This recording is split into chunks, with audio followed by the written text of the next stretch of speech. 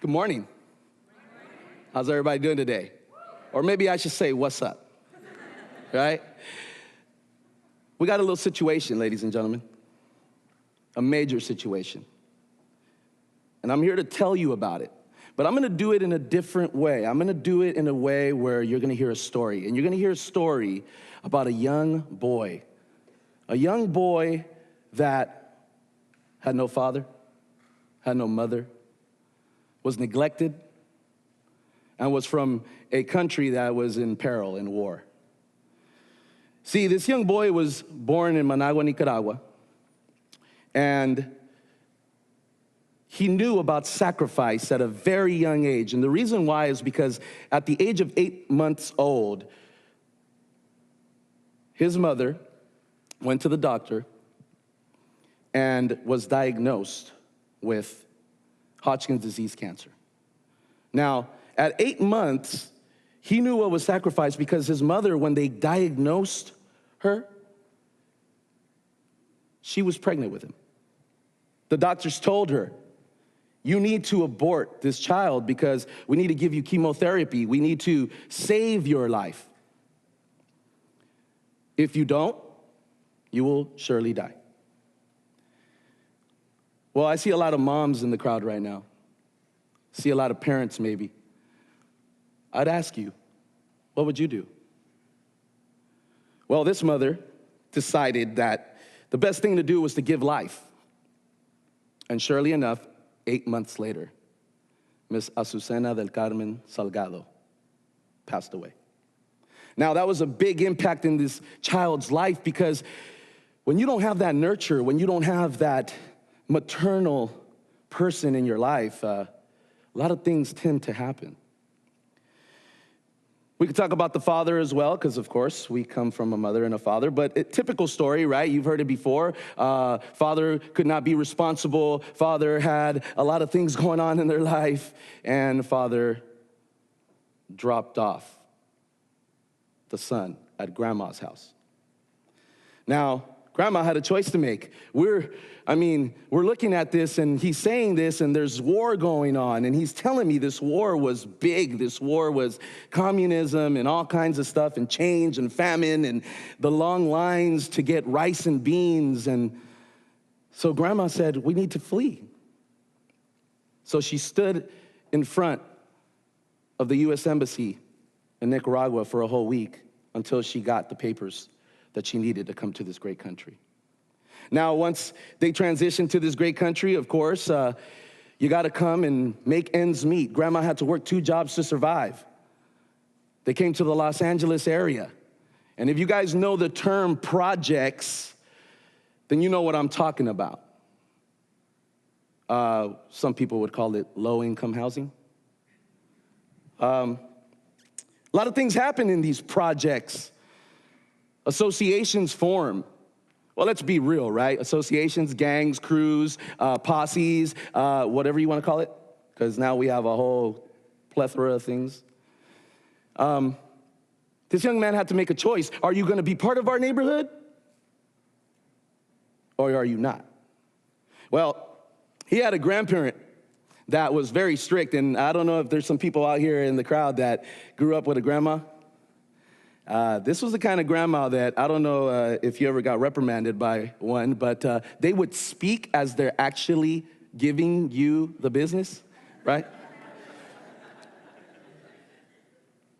He grew up with that, and so grandma really sheltered him, kept him in a bubble, but that kind of backfired. And the reason it backfired was because now he was in the community, and the people within the community did not agree that he was part of them. And you know what the funny part about this is? That the people in his community were the same color as him. Talk about self-hate. The young man started growing hatred, started feeling that these people wanted to get him.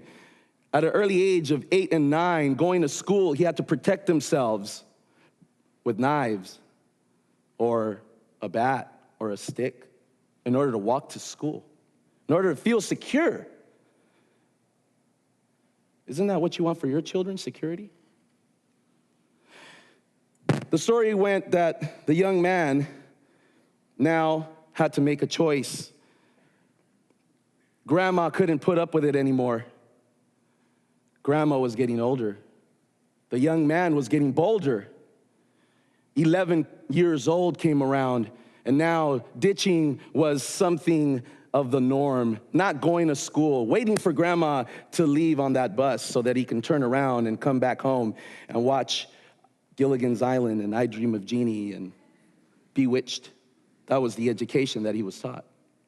But how can we blame him, ladies and gentlemen? How can we sit here and say, he could have done better? Why? Well, nobody told him that education was the key. Nobody told him that education was the way that you needed to go. The direction wasn't there. Simply what we do is we try to run from problems sometimes. So grandmother had to make a decision. She said, you know what? I can't raise you. I can't raise a man. The young man says that he was put on a Greyhound bus and sent to Northern California, the Bay Area. I don't know how grandma figured that from Los Angeles to East Oakland, California would be a better move, but she tried to do her best. That's all that he said. Well, I want to tell you something. Whether you move or you don't, if you do not attack the symptoms to the sickness will follow, and it will go wherever it is that you go. And that is exactly what happened to this young man. He wanted respect. He wanted admiration. He wanted love. And he couldn't find it within his own family, so therefore he found it on the streets. But see, when you go to the streets, now it's wide open. Drugs, crime, gangs took over. Now, when that happens, there's choices to be made. Criminal activity usually comes with that, and that is exactly what happens. Fate happens. Fate, ladies and gentlemen. If you cultivate positivity, you will get positive back. If you get negativity, then that's what you get back. And that's exactly what happened to him. He had to go to a correctional facility for a big crime that he committed. And lucky for him, it was at the end of the 1990s, late 90s.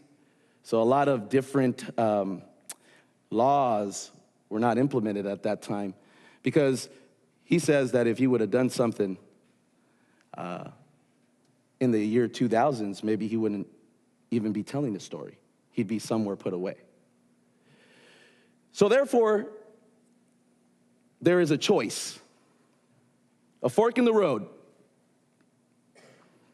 But here's the thing about the fork in the road.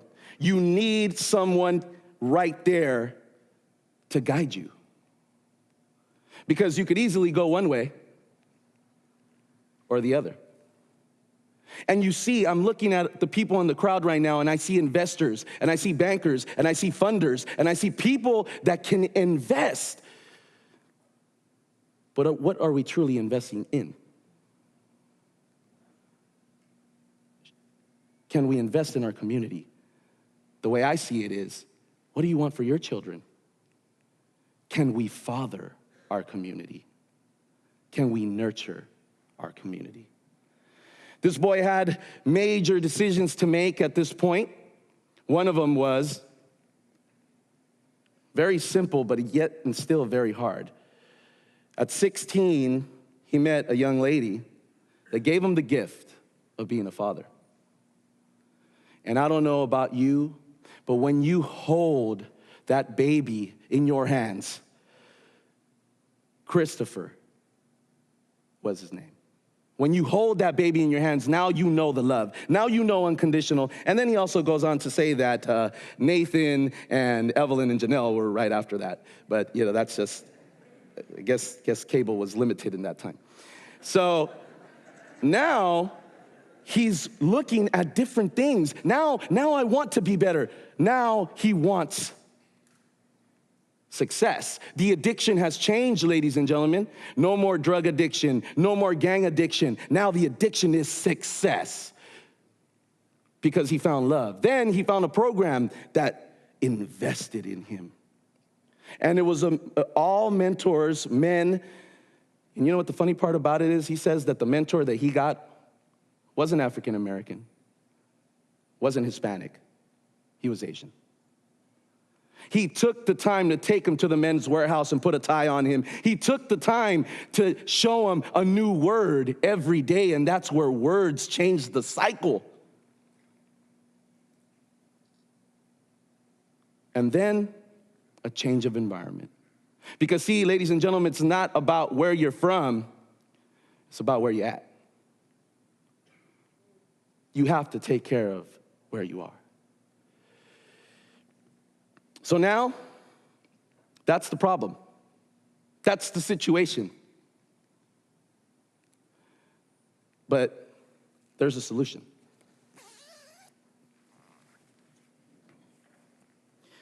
What if we took the time?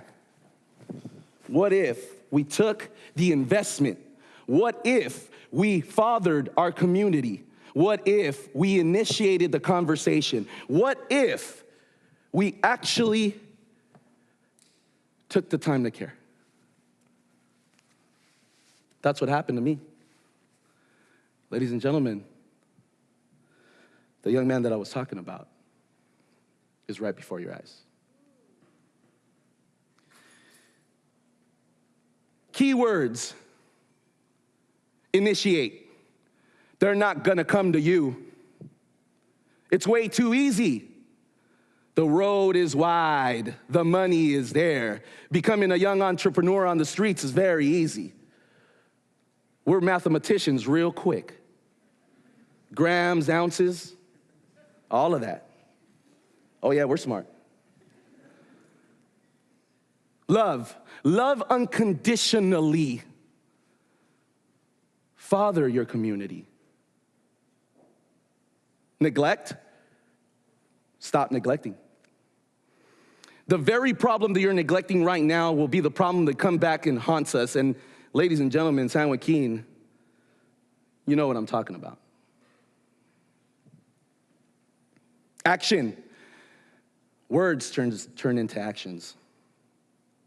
And actions change the cycle. Attitude? Oh, we all have an attitude. But how about we change the attitude of looking at each other as low income, middle class, or upper class? We're all people. We're all people. Time? We got to spend the time. A lot of people say quality time is best than quantity. Well, if you put in the quantity, you'll get the quality. And ladies and gentlemen, the key word, potential. You see, this young man, me, I was told that I had potential all the time. But you know what comes with the word potential? A but after it. And every time somebody told me you have potential, but, I would say, but what? But I don't have a mother, but I don't have a father, but I'm not good enough? When you use the word potential, you need to be ready to show the way. I was that young boy. Somebody took an investment. Somebody showed me unconditional love. Somebody used these words to change the cycle. That's what I do every day with my organization. That's what I'm here for. That's the gift of life that I receive.